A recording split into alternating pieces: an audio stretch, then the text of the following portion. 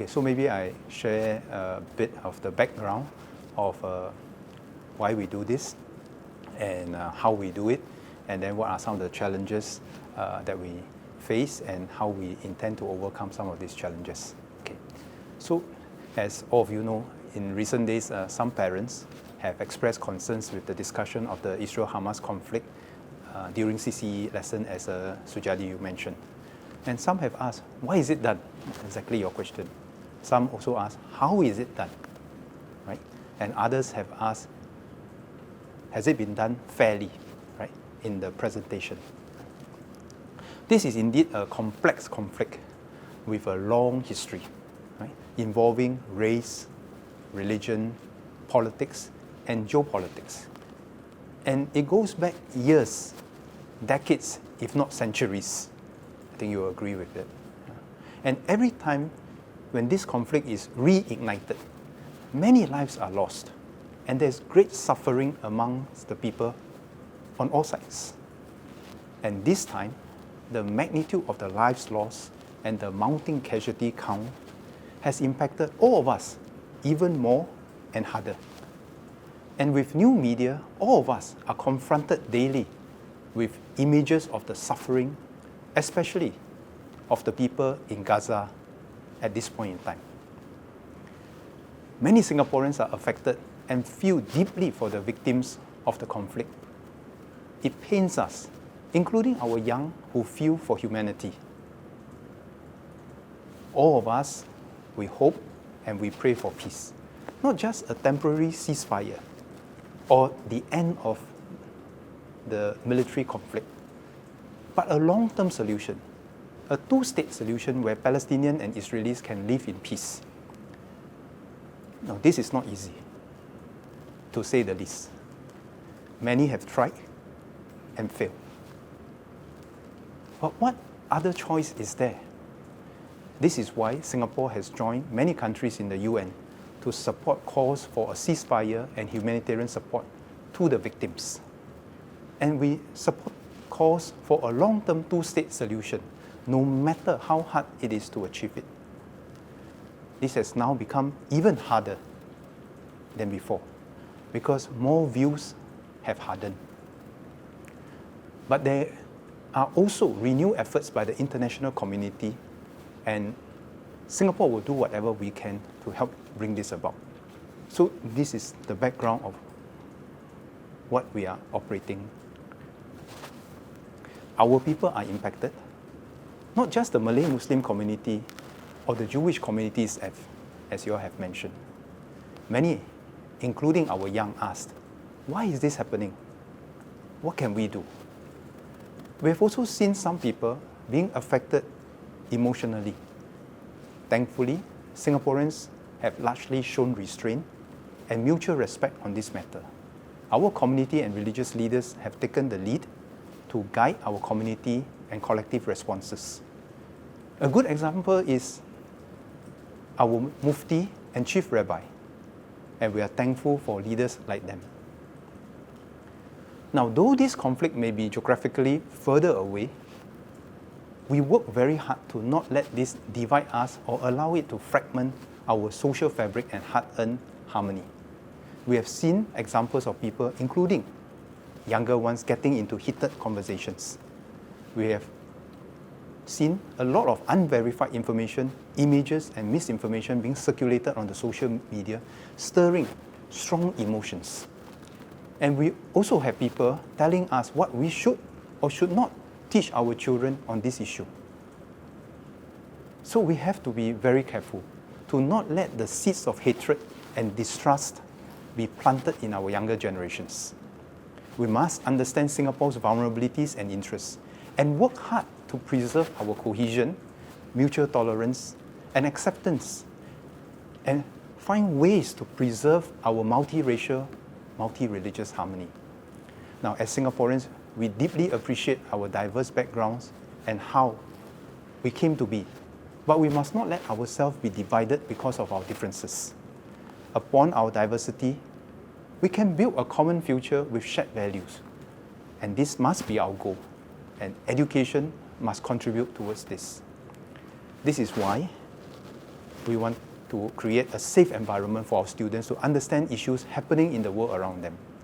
For the sake of our social fabric and our children's development, our Character and Citizenship Education, or what we call CCE education, aim to achieve 4 things for our children. First, to understand their own emotions and empathize with others. Second, to reflect how we can safeguard our cohesion and harmony in a multiracial society. Third, to learn to verify information sources before sharing them responsibly. And fourth, to appreciate the diversity of views and conduct conversations sensitively and respectfully. Now, having said that, I'm sure you will agree with me that this is certainly not easily done or easily achieved. Then the hard question that we ask ourselves is, should we even try for our students? Do we let them grapple with external influences on their own? Should we risk letting them be misguided by biased sources on social media? This is why at MOE, we discussed at length, since the outbreak of the latest round of conflict last October, how to guide our students and what materials to curate for them to help them understand the issue in age-appropriate ways. So we curated the materials with the help of other agencies like MFA. Our first tranche of materials was updated till December 2023, and we'll continue to update these materials as events unfold. This is the nature of CCE education. We also discuss it with the professional educators, the principals, the CCE teachers on how to do this for students at different levels. Now, both myself and Dr. Maliki have had sessions with educators to carefully discuss how to do this. School leaders in turn help to prepare and select teachers to teach the material and facilitate the discussions. Now, all of us as teachers, principals, acknowledge the challenges and risks involved. And I must credit our educators for the conviction and courage to want to do this and do this well, despite the challenges for the sake of our country and our people, to help our children understand the complex issues happening around the world today, including other issues like the Russian-Ukraine war. And we also recognize that it is hard to do this consistently across the entire school system. Hence, MOE works closely with schools to develop their capabilities according to their needs, as Nasri asked just now. So for CCE lessons, MOE provides differentiated materials for different levels according to their needs. Then teachers are given additional resources for background information where necessary. Now, just to put this in context and give an example. So for example, for the younger students, having understood that a conflict has happened, their focus is on how to deal with their own emotions and how they can empathize with the feelings of others, including those who may not share their same views. Now, to be clear, our CCE lesson is not intended to be a history lesson. Neither is it an exercise to apportion blame on one party or another. As another example, for older students, in addition to what the younger students go through, we encourage them to verify the information they receive, read from diverse sources, appreciate the diversity of views respectfully before coming to their own conclusions. Some may have seen only parts of the material and came to the wrong conclusion, that the CCE lesson is meant to cast one side as good or the other side as evil. But that is actually, or precisely, what we are trying to avoid. The purpose of education is not to spread hatred or anger. It is to inculcate knowledge, understanding, and empathy for all human beings, regardless of race or creed.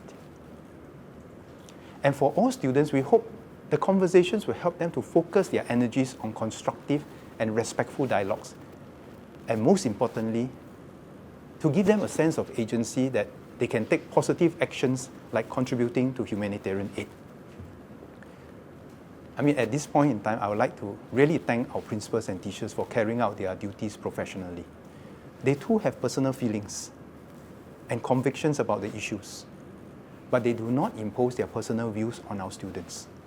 As professionals, they are committed to guide our children to the best of their abilities to understand the importance of upholding our social harmony, verifying information as a life skill, and appreciating the diverse perspectives respectfully. I understand the concerns that parents have on this matter. Like all of you, we are also parents. Together with MOE, we want the best for our students and children. And we'll continue to update the CCE lesson material based on new developments and information. And to Nasri's point, we'll also continue to evolve our teaching methods, taking in feedback from stakeholders.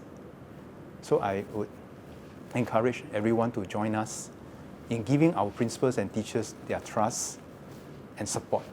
Work with our teachers as partners in education and give our teachers the assurance that we have confidence in their professionalism